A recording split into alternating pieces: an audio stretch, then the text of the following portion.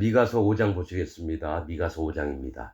이 모레셋 사람 미가입니다. 모레셋은 재산, 소유, 기업, 하나님의 기업을 얘기합니다. 거기에 속한 하나님 백성된 미가. 미가는 여호와는 과연 누구냐? 여호와 같은 자가 누구냐?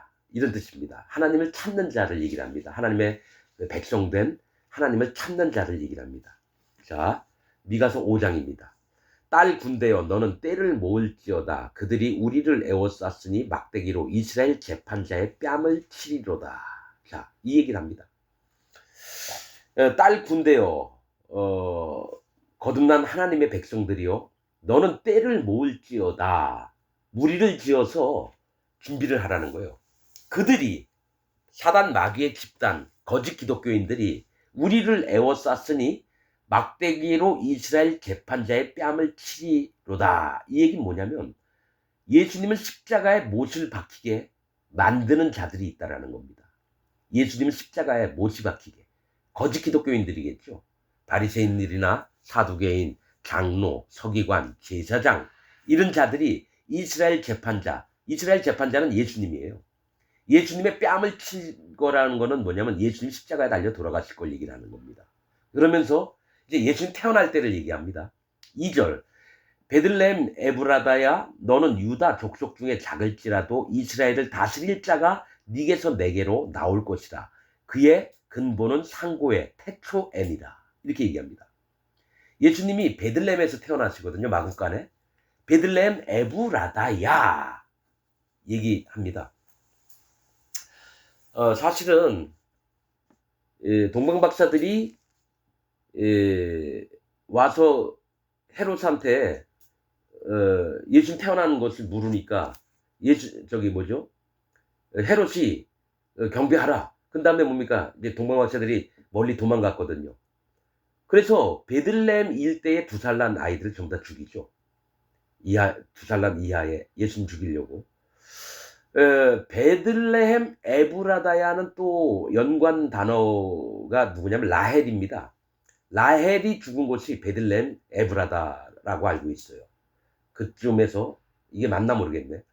그런데 이 베들레헴은 떡집입니다. 빵집. 즉 먹을 거 나오는 거예요. 예수님의 몸을 우리 세상에게 나눠주시려고 태어나셨습니다. 예수님 몸을. 근데 에브라다는 곡물의 땅이라는 뜻입니다. 곡물의 땅. 즉 곡식이 많이 나는 땅. 즉 풍성한 곳을 얘기를 합니다. 즉 하나님의 말씀이 넘쳐 흘러서 우리에게 영의 양식이 되는 베들레헴 에브라다입니다. 너는 유다 족속 중에 작을지라도 이스라엘을 다스릴 자가 네게서 여러분 사실은 이게 라헬도 죽을 때에 막 슬퍼했습니다. 베들레헴 누구죠? 베냐민을 낳을 때 그 이름이 좀 안 좋은 이름으로 줬어요. 그런데 야곱이 바로 이름을 바꿨습니다. 베냐민으로. 오른손의 아들, 즉 하나님에게 선택받은 자, 오른손, 옳고 하나님이 강하게 하시는 그런 자, 오른손의 아들이라는 뜻입니다. 그래서 거기서 예수님이 태어나는 거예요. 그의 근본, 예수님의 근본은 상고의 아주 오랜 옛날, 상고는 아주 오랜 옛날이라는 뜻이고요. 태초엔이라, 세상 처음부터 예수님의 근본이 여호와 하나님이셨다는 얘기입니다. 그의 근본은 상고의 태초엔이라. 여러분 하나기가 우리에게 낳고 하나들 우리에게 주셨네. 그의 이름 어깨에는 정사를 메었고 그의 이름은 기묘라 모사라. 전능하신 하나님이라 영존하시는 아버지라. 여러분 예수님이 영존하시는 여호와 하나님이시래요.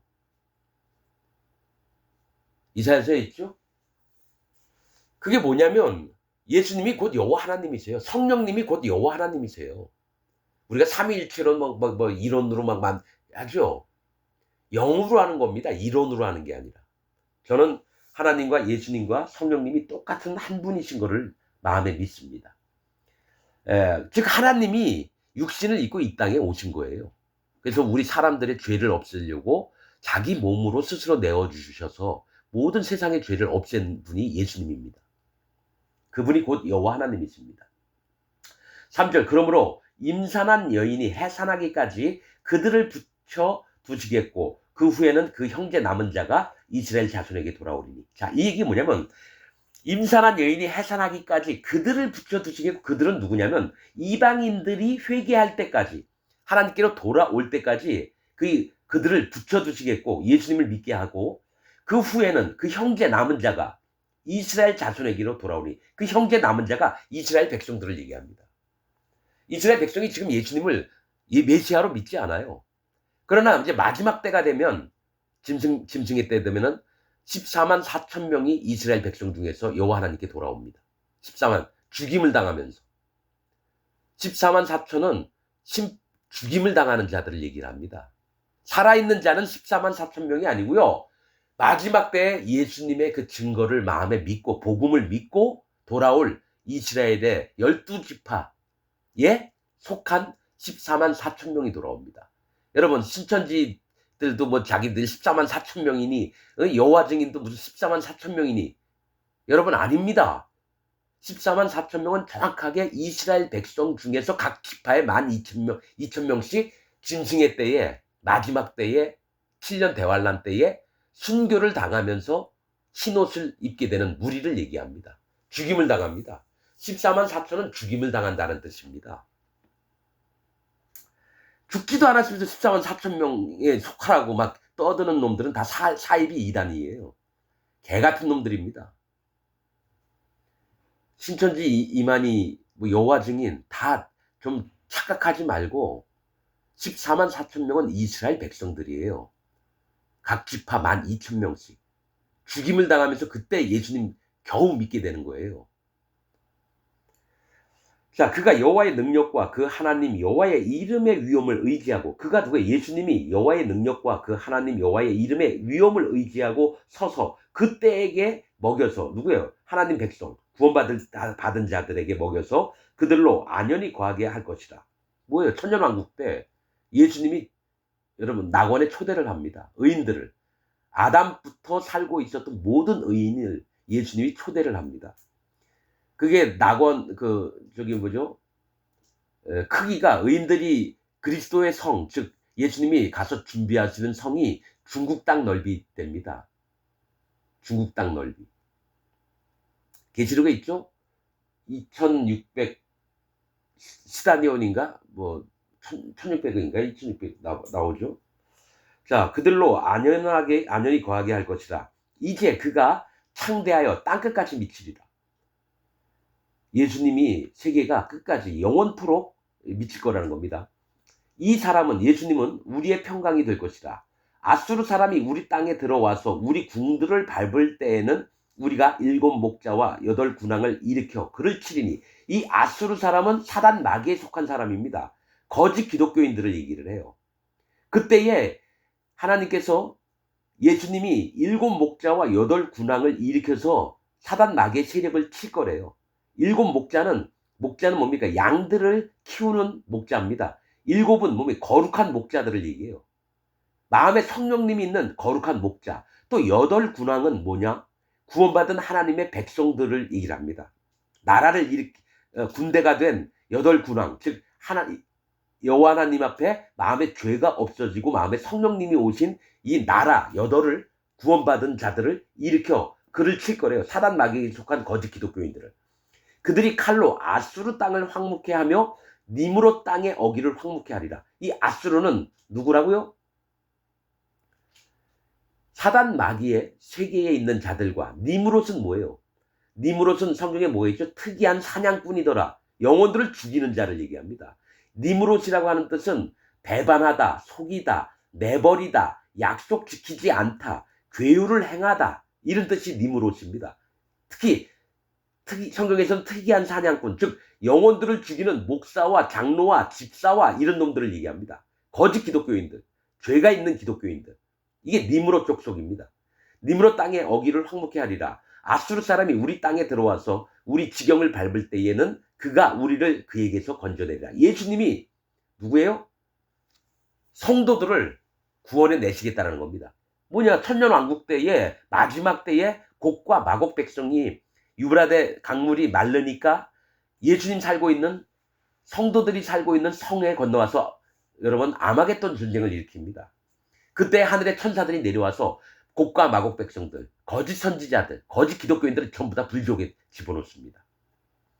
자, 그 얘기를 하는 겁니다. 지금 이 얘기는 7절 야곱의 남은 자는 많은 백성 중에 있으리니 뭐예요? 온 세상에 야곱의 남은 자가 누구냐? 구원받을 영혼들을 얘기합니다. 구원받을 하나님 앞에 구원받을 영혼들이 많은 백성 중에 즉 열국 백성 모든 나라에 몇 명씩 다 있는 겁니다.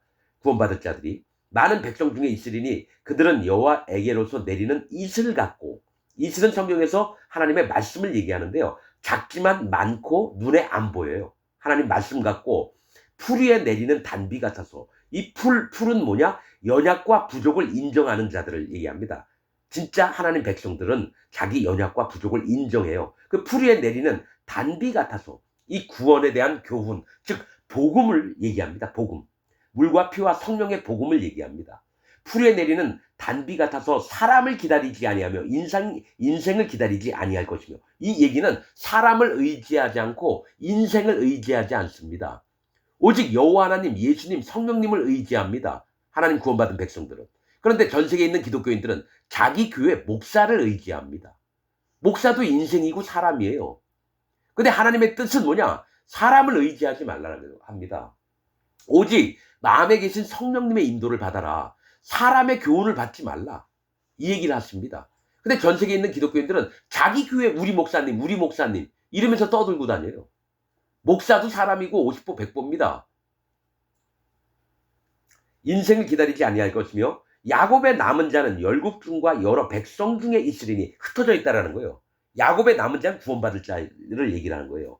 그들은 수풀의 짐승 중에 사자 같고 양떼 중에 젊은 사자 같아서 만일 지나간 즉 밟고 찢으리니 능히 구원할 자가 없을 것이라. 즉 죄가 없어진 마음에 성령님이 있는 의인들이 거짓 기독교인들을 찢어 죽이고 심판을 할 거라는 겁니다. 거짓 기독교인, 죄가 있는 기독교인, 칼빈교리, 웨슬리교리, 루터교리 이렇게 거짓 복음을 믿고 있는 자들을 전부 다 찢어 죽이는 일을 누구한테 맡기느냐? 성도된 자, 마음에 구원받아서 물과 피와 성령의 복음을 받아서 마음에 성령님이 오셨던 거룩한 하나님 백성들이 거짓 기독교인들을 찢어 죽이는 일들을 한다는 겁니다. 9절 네 손이 네 대적 위에 들려서 네 모든 원수를 진멸하기를 바라노라. 거짓 기독교인들을 전부 다 진멸하기를 하나님이 바라신다는 겁니다. 10절 여호와께서 가라사대 그날에 마지막 심판하는 날에 이르러는 내가 너의 말을 너희 중에서 멸절하며 너의 병거를 회파하며 이 거짓 기독교인들이에요. 사단에 부리는 자들을 얘기를 하는 겁니다. 말은 말, 약대, 노새, 소 이거는 일꾼들을 얘기해요. 너의 말들을 너희 중에서 멸절한다는 건 거짓 기독교 목사들을 전부 다 죽여버리겠다는 겁니다. 하나님이. 거짓 기독교 목사, 죄가 있는 목사들.